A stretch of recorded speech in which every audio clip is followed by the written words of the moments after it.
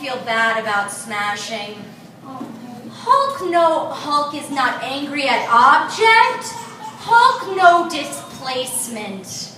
Hulk feel bad. Hulk sweep up pieces. Hulk tell people to walk carefully. Hulk no want people to get hurt. Hulk will do better next time. Hi, I'm Randelman, and that was a poem. I know it didn't sound like it. That was cute. All right. So I put together a little set list and everything, and then I realized that here are the types. We do it a little more bravado, and so I had to shorten it. But then I looked at what I shortened it to, and I went, you know, would you guys be cool if I did 2 like entirely new pieces tonight? Yeah! I am taking the 10 people who said yes as my answer.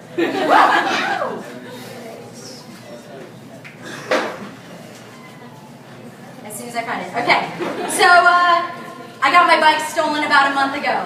Who thinks that sucks? Yeah, bike theft, right? Thank you. And I got a mail-in police report from the Tucson Police Department. And because I was upset by it, I made a poem out of it. Yeah. Please print in black ink. Please reprint your incident and crime class number on the form. Please indicate if the incident is worth our precious time. Please fill out the attached form A47 if you would like your investigating officer to not be an interrogative, verbally abusive, superior jackass. Retain a copy for your records. Section 1, report type, please check 1. Theft from vehicle, theft from business, theft from residence, theft from place that you're just sort of crashing at until, you know, things look up. Theft from left back pocket of jeans, theft from right back pocket of jeans. Lost property. Property is not lost, it was right here a second ago. Telephone harassment, harassment with telephone, other. Section 3, victim vehicle. What do you mean you don't have a car? What kind of lazy, irresponsible human being are you? Section 3, suspect vehicle. What, they don't have one either? Frickin' university towns, nobody has a car. You lazy hipsters with your bicycles, thinking you're environmentally friendly or whatever. Section 4, suspects. Race codes. H, Hispanic. I, Indian. O, Oriental. B, black. W, white. I would like to note, I did not change any of those. Those are on the actual police report. This is on a police report. TPD does not waste much time with political correctness. Section 5, property. Code S. Quantity, somewhere between 1 and a billion, but probably closer to 1. Serial number, I'm sorry, what? Brand name, K2. Model name, Crystal, which is also her name. Item type, bicycle and best friend. Description, silver, freckles on the wheels, birthmark in the shape of Hawaiian flowers on the frame, beat up tape on handlebars, likes long rides and olive oil on her chain. Are you willing to prosecute if an arrest is made? That depends. Do you hang people for bike theft?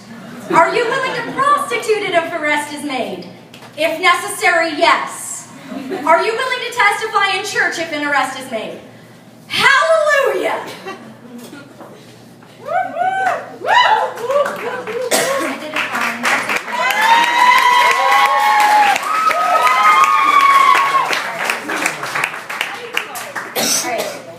Second entirely new piece. This one is about the fact that, it becomes pretty clear. Let's just go with it. I, Michaela Alice Randelman, do solemnly swear to take you... Give me a second with this. I'm sorry. I can't do this. I'm sorry. No, I still want to marry you. It's just that I don't even know what that word means anymore. I've never really had a good example of marriage. I lost my family before I even knew what that meant. I started out with parents, and it ended up with compromises like Dad and Ray, Mom and Rico, custody battles, house rules, weekend visits, family counseling. There's an entire world inside a couple. And when that fault lines, children aren't children anymore. We become caretakers and confidants and don't tell your father I said this and you're the only thing that's keeping me alive these days. The thing I learned from my mother is that you stick with the inadequate until the better comes along. The thing I learned from my father is a whole lot of what not to do. After the divorce, I thought I'd get a vote in my replacement mom. Like my dad and I were Olympic judges, like families are fair. I would have given Kit a 7.2. I figured if I really was the most important thing in his life, I would at least get a say in what mine looked like from now on. Instead, I got a stepmother who I swear is one funeral away from locking me in a broom closet and forbidding me to go to prom. When my stepsister married her husband, his vows were to protect, provide, and give guidance. Hers were to serve, support, and obey. At the reception, my stepmother screamed at her own daughter, "I raised you better than to be some man's slave of a wife." My mom and stepdad are my best hope. Both of them happily independent, but better off together, like a well-timed juggling act. But still, some nights, their fights slip fingers under bedroom doors, and I shiver in resonance with raised voices, as if a certain decibel could shatter gold bands, as if my whole world could split apart again and again, until there are so many shards left of me that nobody has to fight about joint custody anymore. Anybody can just pick up a part of me and leave. As if my mother will always be right when I asked her after the divorce if she still loved my father, and she said, "Yes, Nikki, but love is never enough." Meanwhile, my friends are flying to Iowa to get marriage certificates, or sending out invitations to their, and I quote, from Heather and Bethany's most excellent, completely non-legal weddings. Yeah. My best friend and her transgender boyfriend can cohabitate in perpetuity, but never marry, as if those phrases meant anything different. So no, I will not be your other half. No, I will not belong to you. Sickness and health we've already seen each other through, and I will admit you make an awesome chicken soup. Better and worse happen on a nightly basis for bipolars like us, so the best we can hope for is that I'm manic when you're depressive, that you have patience and kindness when I have none left for myself, and that someday, maybe, keeping me in your life will be a good enough reason to take care of yourself. At this point, I'd marry you for the following reasons: to get you some health insurance, to make it harder to leave me, to set up a stable family for the children that I've always wanted, to give you the children that you actually deserve, because no matter how often I may make you feel less, you are a good man. Tax breaks. All that being said, I can promise you, I will always be honest with you, especially about the things that I am most ashamed of. I will ask for your help when I need it, provide mine when you need it, and stay the hell out of your way when you say, "I can handle this." I will never stop loving you, because that's just how I am.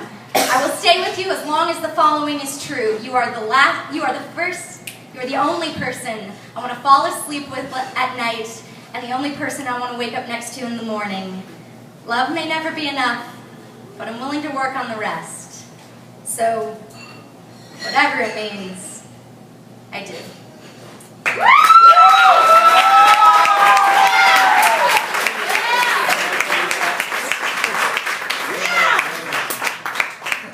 Logan is awesome. He's going to let me do another poem. I'm so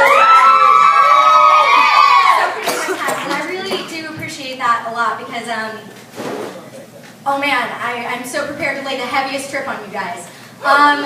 You know how alcoholics say, like, "Hey, I'm 6 months sober, I'm a year sober," and we're really happy for them?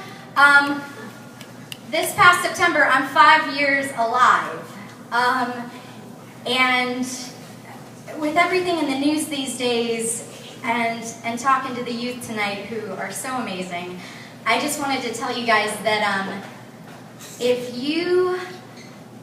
you are ever having such bad trouble that you think there's only that one way left out, never ever go for that. Always tell somebody first. Always talk to someone. One of us, one of these guys, teachers, whoever you can contact, even your, God forbid, parents. Because every time I talk to people about what I've been through and the problems, and I think they're going to call me crazy and dismiss me, everyone has always surprised me. They've always got a roommate or a friend or themselves who's been through a lot of the same stuff, and people will surprise you guys in the same way. So this is to celebrate being alive and being here tonight.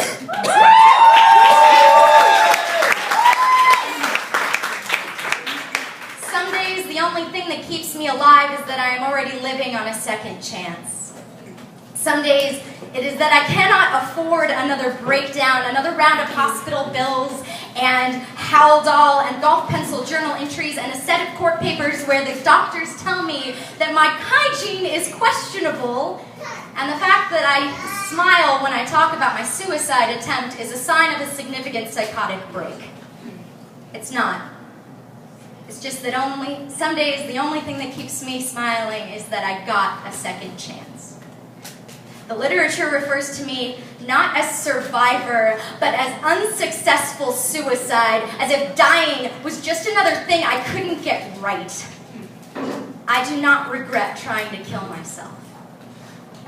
I feel like I should, but I cannot blame me for being so afraid that the voices would not stop, that tomorrow would be worse instead of better, that life really is suffering and the only way to stop caring is to stop living. I do not regret trying to swallow my way to silence, but also I do not regret that my emergency exit came back up on a flood of whiskey and stomach acid. The only thing I regret is that I do not remember the feeling of my best friend's hands holding back my hair when it did. I don't remember the feeling of mercy. I just know that I got it because I'm here tonight. I do remember the first breath of fresh air after 10 days on a locked ward. And for those of you who have never slept under a suicide watch, I will tell you this. The fact that your arteries are intact tonight makes you a blessing. The fact every day that you do not measure out your pills in your hand and measure their potential for lethality is a miracle. And every breath that passes through your still open throat is not one closer to the day you're going to die, but one closer to the days you're going to live.